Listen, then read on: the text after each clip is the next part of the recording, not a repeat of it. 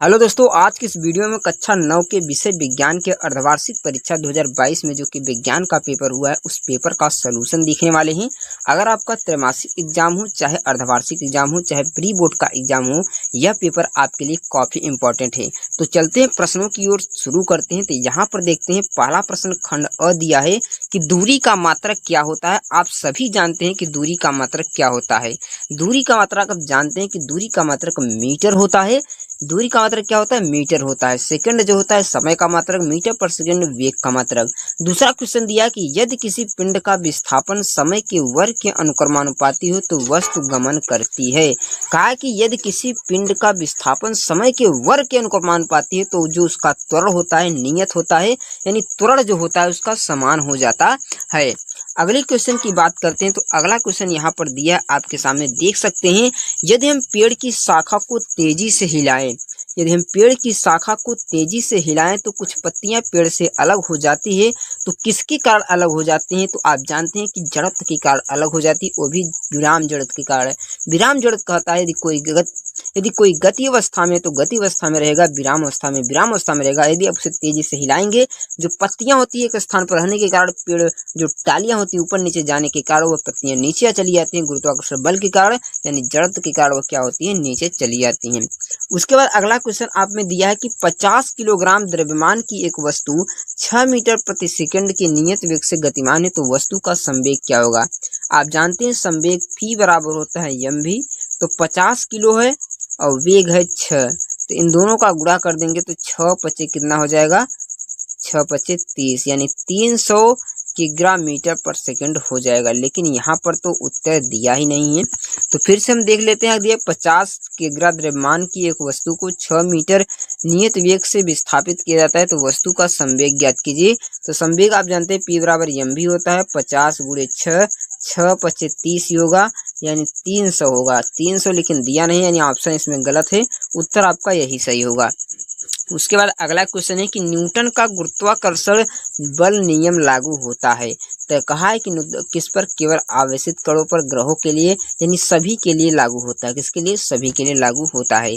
उसके बाद अगला क्वेश्चन दिया है कि घनत्व का मात्रक क्या होता है। आप जानते हैं कि घनत्व का एसआई मात्रक डी बराबर होता है डी बराबर एम अपान भी। एम का मतलब किलोग्राम, भी का मतलब मीटर क्यूब, आयतन है तो किग्रा प्रति मीटर क्यूब। इसका उत्तर हो जाएगा option number B is right answer. उसके बाद अगला क्वेश्चन दिया कि एक कार 50 न्यूटन स्थिर बल के साथ 100 मीटर की दूरी तय करती है तो कार्य क्या होगा।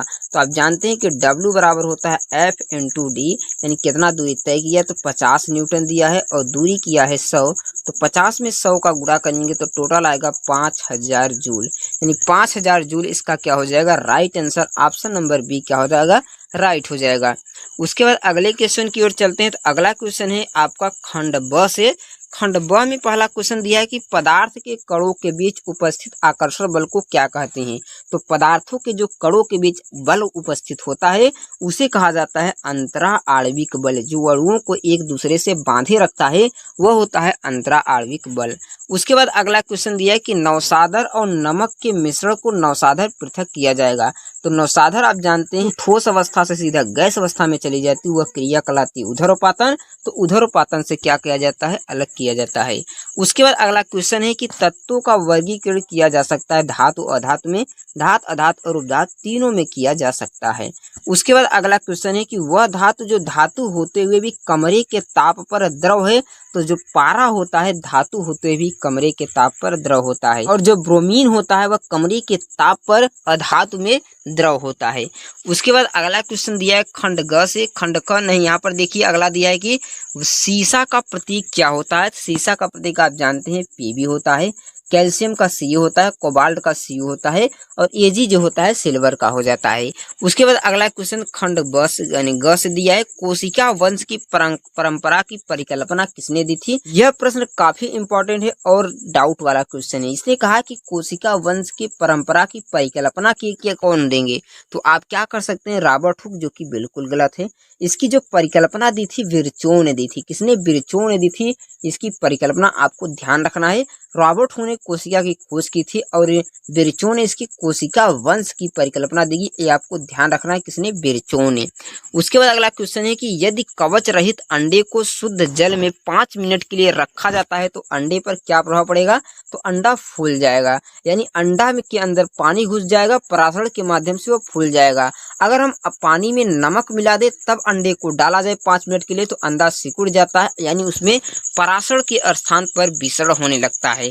उसके बाद अगला क्वेश्चन दिया है कि प्रकाश संश्लेषण के लिए उत्तरदायी होता है। आप जानते हैं क्लोरोप्लास्ट यानी हरित लवक जो होता है प्रकाश संश्लेषण के लिए उत्तरदायी होता है। उसके बाद अगला क्वेश्चन दिया है कि एक विशेष कार्य करने वाले समान कोशिकाओं के समूह को क्या कहते हैं? आप जानते हैं सीधा ऊतक कहते हैं। निम्नलिखित में से कौन से ऊतक में मृत कोशिकाएं पाई जाती है? मृत कोशिकाएं जो होती है दृढ़ ऊतक में पाई जाती है, जो कठोर ऊतक होता है उसी में मृत कोशिकाएं पाई जाती है।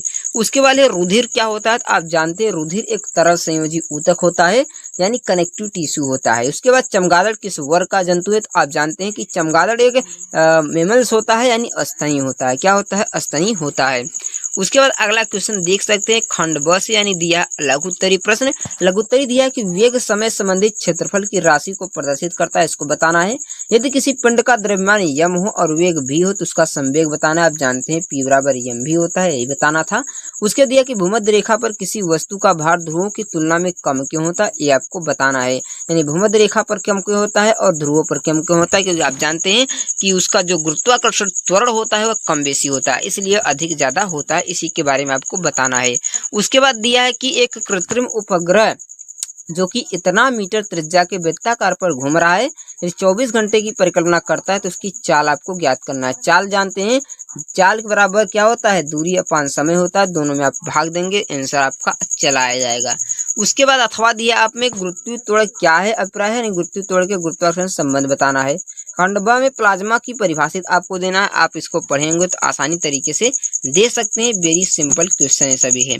उसके बाद अगला क्वेश्चन आप देख सकते हैं यहाँ पे निम्नलिखित तापमानों का जल की भौतिक अवस्था पर क्या प्रभाव पड़ेगा? आपको ये बताना कहा कि निम्नलिखित तापमानों के जल की भौतिक अवस्था पर क्या प्रभाव पड़ेगा। यानी 25 सेंटीग्रेड पर द्रव होगा, 0 सेंटीग्रेड पर क्या हो जाएगा? ठोस हो जाएगा। ठोस भी होता है द्रव अवस्था में, और 100 सेंटीग्रेड पे भाप अवस्था में बदलने लगता है। ये आपको बताना था कि किस अवस्था में रहेगा। उसके बाद है कि निम्नलिखित में से प्रत्येक को समांगी मिश्रण और विषमांगी मिश्रण में वर्गीकृत कीजिए। जैसे सोडा जल हो गया, लकड़ी हो गया, बर्फ हो गया, वायु हो गया, मिट्टी हो गया, सिरका हो गया, छनी हुई चाय हो गया। इन सब का आपको समांगी और विषमांगी, समांगी का मतलब दोनों मिल जाए, दोनों के कणों को देखना से नहीं अलग नहीं है। विषमांगी का मतलब अलग अलग होते हैं। इसी के बारे में आपको छाट कर लिख देना है। उसके बाद अगला क्वेश्चन दिया कि आकाश का रंग नीला क्यों दिखाई देता है? इसके कारण को आपको लिख देना है, जो कि आपको प्रकीर्णन जानते हैं, इसके बारे में आपको लिख देना है। उसके बाद वायुमंडल में गैसों के द्रव की अवस्था में परिवर्तन करने की विधि पर वर्णन करना है। क्रोमेटोग्राफी क्या होता है? इसके बारे में आपको लिख देना है। उसके बाद एक कोशिका जीव की संरचना की क्रियात्मक इकाई क्यों कहते हैं? पौधों में एपिडर्मिस क्या होता है? और अस्थि और उपास्थि में आपको अंतर बताना है। गुणसूत्र की संरचना बता देना है और वास्तविक संयोजी ऊतक का वर्णन कर देना है। इन सब से आपको हल कर लेना है। अगर आप चाहते हैं इसका मैं पूरा सोल्यूशन भी बना दूं तो आप कमेंट में पूछ सकते हैं। कमेंट में अगर आपकी क्वेरी आएगी तो इसका मैं सोल्यूशन जरूर से जरूर बना दूंगा। अब मैं मिलता हूं नेक्स्ट वीडियो में, तब तक के लिए गुड बाय।